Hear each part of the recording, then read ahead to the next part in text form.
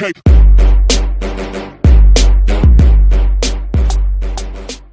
Welcome Wargamers, this is Doug with 2+ Stuff, and today we are taking a look at the Beastclaw Raiders Start Collecting box. And in this box you get one of the big stone horn kits, which we'll dive into what that means exactly here in a little bit, and 4 Mournfang cavalry. Now this can be built as units of 2, so 2 units of 2 or 1 unit of 4.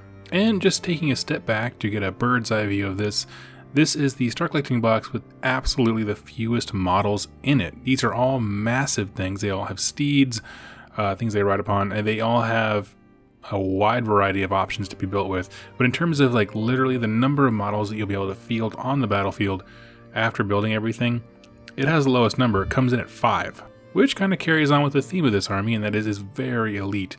Each one of these models has at least 6 wounds. That's on the Mournfang, with the larger kit, the Stonehorn, going between 12 and 13 depending on which unit you build him as. So it's a lot of beef in small packages, and so we're going to be diving into ways to build them and get the most out of them. Now it's also important to know that these kits, the Mournfang kit and the Stonehorn Thundertusk kit, they are the main defining features of this entire army. So this makes a great starter box, and also if you are serious about expanding into Beastclaw Raiders, buying multiples of these is really not a bad idea. In fact, the savings that you get monetarily looking at their prices, it's almost buy one get one free on these guys because of their prices as kits individually. So we're going to dive in like I always do and start with the infantry that you get in the box.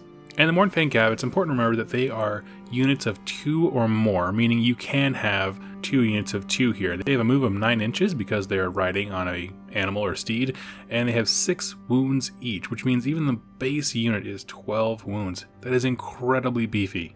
Now they do have some weapon options. They can rock 2 single-handed weapons and do more attacks, or they can trade one of those in and get a big hacker, almost like a spear, that has a bigger range of 2 inches and has a rend of 1. Regardless of what you choose, your leader is going to get a pistol if you'd like to have one, which is just an additional ranged attack. It's not anything really to write home about. It does have a nice profile, but you only get 1 shot per turn, so it's not something I'd really bank on, but it's good to have. If you choose to include a banner bearer, you gain the ability to roll 3 dice when you charge and pick the 2 highest, which is a phenomenal buff for a little package like this. And the banner is very interesting because it does actually 2 effects. The first effect is that you can re-roll battle shock tests of 6. With so few models in any of your units, 6s are really going to be the only thing that take you out and lose a model in battle shock. So this is really a fantastic thing to have just in case, especially if you're going to take these guys in units of 4 or more, where it is theoretically possible to lose things in battle shock. This really minimizes that and makes it almost negligible. But the banner does something else as well. When an enemy model flees, they're in combat or near these guys, you roll a die, and for every roll of a 6, 1 more flees. So say you plow these things straight into a bunch of plague monks, okay, or kind of my defining thing. They're going to wipe out a bunch of plague monks. It's just going to happen because those things don't have a save. When that guy's doing a battle shock test, let's say 4 or more plague monks run away, you're going to roll 4 die, and on any of those 6s, they lose an additional dude. So it just kind of doubles down on battle shock as being an additional way of taking models out of the fight. They have Iron Fists, which is on a save of 6, the attacker in 1 inch takes a mortal wound. And each one of these guys is probably going to be rolling lots of save rolls because of the just few models in the unit and how many enemies a potential opponent could throw at them. So they're going to be taking lots of saves. Any rolls of a 6, a guy near them takes a mortal wound. And in addition to that, they have the Mournfang charge. This is special for the steed itself. After a successful charge, you roll a die for an enemy in 1 inch, and on a 4-up, they take a mortal wound. Just that kind of extra when they do damage when they plow into the enemy line. Now, I just listed off a whole bunch of special rules, but what does that actually mean? Well, what we're seeing is that this has a way wider variety of ways to cause damage to your opponent than simple attacks. You can look at their profile and say, okay, there's only 2 dudes. Okay, they're only going to do 6 to 8 attacks depending on your weapon choice or whatever you have. But when you factor in the fact that you get a free pistol, you can make guys run away during their battle shock, you can hurt them with mortal wounds when you are doing your saves because you're going to be doing those anyway. When you charge somebody, which remember that charge gets bonus because of the hornblower, you're more likely to get that charge, which means more likely to have the Mournfang charge mortal wound go off. You're just seeing that there's so much more happening for their damage output than simple attacks and ranged attacks. And it's important to note that when you think about how much damage a unit can take, remember these guys are 12 wounds minimum as a unit, okay? Compared to, say, you're playing somebody who's playing Skeleton Warriors and maybe they have a unit of, what's 10 Skeleton Warriors? It's nothing. What's 2 of these guys? It's more than that, you know what I mean? So you have to kind of change your way of thinking. This is a lot of beef and a lot of damage output into a very, very small package. It's my opinion that rend is a really awesome thing to have, and so if you're going to go that way, the hackers and the gun all have a rend of 1, so just something to keep your mind on. And as always, I love rend on basic line models. Just having that on hand, basically on a stick, is just really, really phenomenal, or something really great about it. So just keep that in mind. There is a certainly good place for the 2 single-handed weapons, and it definitely has a place with the more attacks and things like that.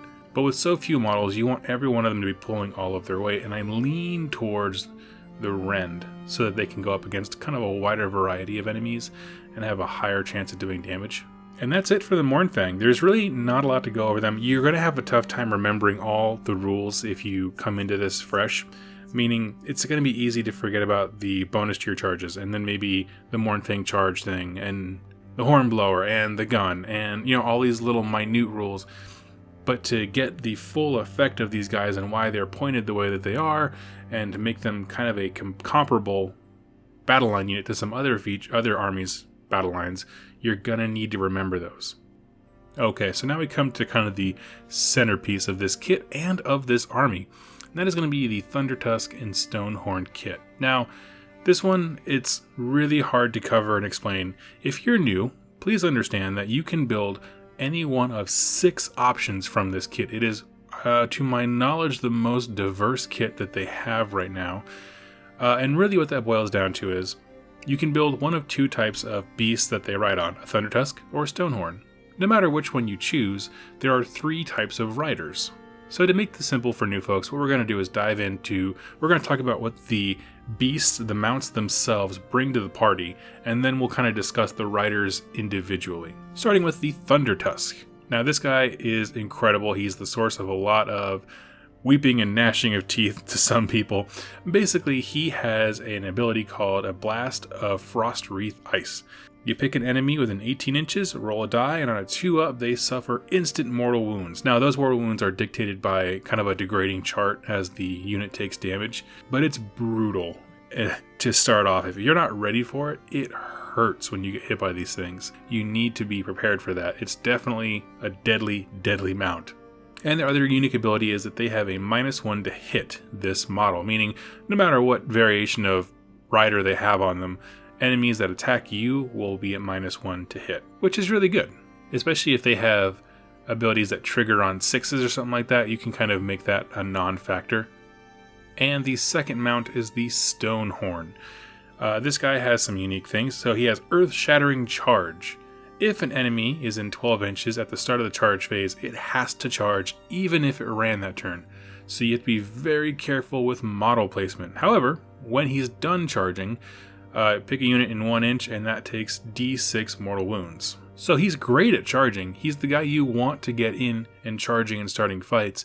You just need to be very careful about model placement. You don't want to be forced to do something before you're ready to do it. Now the good thing is in Age of Sigmar is say you have multiple enemies in 12 inches, you roll your charge distance, and from there, if you can target more than one, you can choose who you charge. It just says you have to charge. It doesn't say the nearest unit or anything like that. So you do have some freedom of choice still, some measure of control, but you have to be very careful about just throwing him directly forward. What you don't want is for your opponent to put a really weak, crummy little chaff unit off to the side, and then you're forced to charge them because you're the only thing in range.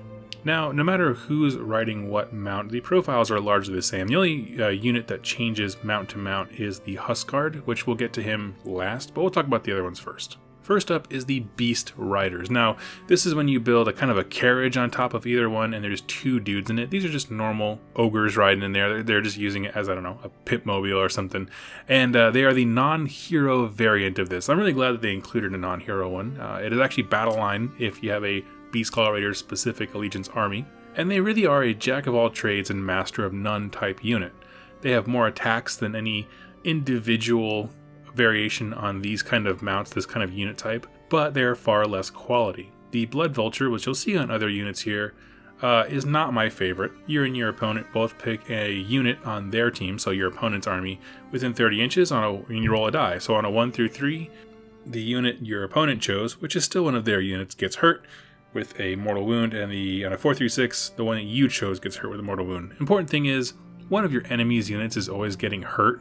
It just seems like a clunky way to deliver a single mortal wound. So, it's there. Use it because you have it, but certainly don't bank anything on it. And that's really there is about them. They have very typical weapon profiles. They really are almost like you took 2 Mournfang cav guys and strapped them to a Stonehorn, or Thundertusk, whichever one. But if you're at a point where you are not wanting a hero for whatever reason, and you just need beef or a wall or something like that, these guys make a great addition. However, if you're starting, I don't recommend starting with them simply because they have very strange fit into the army. They're a very expensive unit for not bringing command abilities or magic or anything like that. They really are just all about the upfront damage. The next unit is going to be the Frost Lord. Now he has a command ability. It's called Bellowing Voice. And this allows Beastclaw Raider units in 14 inches to reroll charge rolls. And this is an interesting one because, if you have him leading a bunch of Mournfang, it seems a little bit redundant because they already have their roll 3 dice, take the 2 highest. So, I don't really know. I mean, it's not something that was sorely needed in the army, but it's good to have. And really, that's honestly about all he brings to the table. Frostlord is not nearly as imposing as I thought he was going to be. He has 1 more wound than the other variations, and he's got some pretty decent attacks. And that's really all there is to say about him. He's very straightforward. The thing that makes him unique amongst these bigger models is that he does have a command ability. Which kind of brings us straight into the all-star of this army, and that is the Huskar. Now, he does have 2 different profiles based on being on a Stonehorn or a Thundertusk. Either way, he functions as a supporting hero, but he's a supporting hero rocking 12 wounds on a huge mount, so he can certainly get some work done. If you go with the Stonehorn option, then Mournfang in 10 inches can activate an attack out of activation, meaning, so if the Huskar on a Stonehorn attacks in the combat phase, immediately afterwards, if there is Mournfang cav in 10 inches, they can attack, kind of disrupting the I go, you go aspect of charges and attacks in this game. Now, it's important to note that they don't get an additional attack. If they've already activated this combat phase, they don't get a second one. It's just a chance to put more wounds on your opponent immediately rather than doubling their effectiveness. And it's one of those things, out of activation attacks and manipulating that activation sequence, it's very hard to quantify. It's not like, D6 wounds. We can wrap our minds around the statistical odds of those things. It's very concrete. But you don't necessarily always see the effects of moving things out of activation, but it is extremely good. You look at some armies that use it to maximum advantage, like a Slanesh army, with Keeper of Secrets and Demon Princes all moving around. It is, like I said, hard to put into words and to quantify, but its effect on the battlefield is monumental when it comes to damaging your opponents so that when they do get the chance to swing back, there's certainly a hard limit on how much damage they can actually do because they've already lost so many guys. So don't write that one off. It actually is very good. If you really like Mournfang Cav, it is a really great choice. And the next one is the Huskard on a Thundertusk, which is one of the most maligned things in this army because it's so stinking good. Basically, being on a Thundertusk makes him like a priest. And keep in mind that his quote-unquote prayer rolls get a +1 for every other Thundertusk in 18 inches, okay? And really, he knows 2 prayers. One is called Winter's Endurance, which is you heal a unit D3 wounds. Very good, because literally all the models in this box come with multiple wounds. 6 is the minimum, 13 is the highest you can go. And Winter's Strength. Reroll wound rolls of 1 for that unit till next turn. Okay, so let's put all that together. It's a lot of information for a lot of different variations on very few, relatively speaking, model kits. And there is a ton of information and options to take in. What I'd suggest so you don't get overwhelmed is start with the Mournfang, right? Do you want them to be the 2 single-handed weapons? Do you want to be the run one? And just make that choice. Plus, they're very fun to put together. When you have kind of a visual idea, do you like this unit? Are you not a fan of it? Do you want to invest further in Mournfang and go with the Huskard on a Stonehorn? Right, so just start there, get them out of the way. And then what I would suggest is start with a mount. For the big guy, I mean. Start, do you want a Thundertusk or a Stonehorn? And then from there I decide on a rider. My personal suggestion is the Huskard on a Thundertusk. For no other reason than the fact that he heals other units, and so if you're playing in small point games with other friends, having that healing is going to be very, very useful because you're going to need it. And also he buffs them up as well with the reroll ones to hit. Okay, so a crazy thing is if you take 3 Huskars on Thunder Tusks, that means if they're all at full health, they're doing 18 mortal wounds with their little frost breath thing, and they're healing each other on a 2+. Remember how they synergize with each other. All Thunder Tusks are going to give +1 and then +2 to the prayers of other ones. So they're just this little cycle of death who's healing each other, blowing everything away. Now, I will say if you're going to do that, that's perfectly fine. I don't personally have a problem with it. Just be polite and warn people, because if you're not ready for this, it's going to hurt your opponent and it's going to be a non-game. But talking away from kind of soul-crushing list builds, let's talk about the actual box itself. Is this a great way to get into the army? Well, absolutely, I believe so. There's very few units. Each one of them is loads of beef. And between these 2 kits, right, the 4-man Mournfang pack and then the Stonehorn Thundertusk kit, there's a billion bits that even in this box itself, you can customize these things. You can take heads from the Mournfang cav, put them on the leader of the Thundertusk or whatever you decide to build. So you can just kind of swap things back and forth, do some really cool and unique things. And I think that's fantastic for new players, that you can not only buy something, make it unique, make it your own, get a true feel for the army and its limitations. Anything that has scenario play, this army's going to struggle with because you can't be everywhere at once. You have very, very few units. And I think exposing new players to that kind of level of strategy is a fantastic thing. And if you are dedicated to starting a Beastclaw Raiders exclusive army, buying 2 or 3 of these boxes is never going to be a bad idea. Every main element of this army is in these boxes. For the most part, it's in that giant Stonehorn Thundertusk kit. And there's some cool things. If you decide to go Beastclaw Raiders Allegiance, there are some cool things. One, just as a general rule for the army, you get to reroll 1s when charging, which is pretty great when you consider the Mournfang and their especially unique thing for charging, and then also the Frost Lord getting you rerolls to charge. It all kind of just builds up to being these guys faster than you'd think they would be. And they also have a unique thing called Winter's Blessing, which is you roll a die at your hero phase and consult the chart. On a 1 through 2, you get to reroll save rolls of 1, which is always great for models with so much health to them. On a 3 to 4, all your models immediately move 3 inches. On a roll of a 5, you then roll a die for every enemy unit within 3 inches. On a roll of a 5 or more, they take D3 mortal wounds. And if that Winter's Blessing roll is a 6, it's kind of the same thing as the one for 5. Roll a die for enemy units in 3 inches, but this time it's on a 6 and they take D6 mortal wounds, so it's a little bit higher stakes. And really what that all boils down to is this thing has a lot more mortal wound output than you'd normally think, especially with some super beefy, high strength models. Now, regardless of how you choose to build this army, one core thing is going to come up, and you're going to have to learn this really quickly if you're new, and that is model placement is the most important part of this army. Your models in this thing, they're tough and they're beefy and they're strong, but they're not invincible. So if you just march forward into your enemy's biggest thing, and you start losing units, it's going to hurt. You're punished heavily for overcommitting your forces. Thinking that you're invincible is probably the biggest mistake that I've seen Beastclaw Raider players make. Having those units, like the Huskard, who do heal, is extremely important because you're going to need that. You may not feel like it when you're riding high on 12 wounds, but when you've got 1 wound left and like 4 of your Mournfang cav are dead, it's going to matter a lot. And it's important to note that nothing in this entire army really provides solid, reliable mortal wound defense, right? You can put it out there, but you can't take it back. So if you go against many of those kind of magic heavy armies that are also able to pump out mortal wounds, Skaven can do that as well. You're going to need to be on your game because you're going to be getting hurt really, really bad. And putting all those things together, this I have to say is one of the best start collecting boxes for a faction that I don't think any of us thought would get one. Between the bits, the few models, the few rules that new people have to learn, there's just a lot of game in this box. And so if you are at all interested in grabbing it, I highly recommend you do and start collecting them. And folks, these have been my thoughts on the start collecting box for Beastclaw Raiders. If there's a piece of content you'd like to see, or an Age of Sigmar lore question, go ahead, click subscribe, and leave a comment in the notes down below. I read every single comment and respond to as many as I possibly can. If you'd like to support me in a more personal way, go ahead and down below in the show notes and go to the 2+ Tough store. Right now I'm selling gaming mats that are set in the realm of death, which will be perfect for the upcoming Malign Portents campaign. And if you're not interested in that, that's completely fine. I'm just so thankful you spent some time with me here today. And I look forward to seeing you in my next video. Thank you so much, and happy wargaming.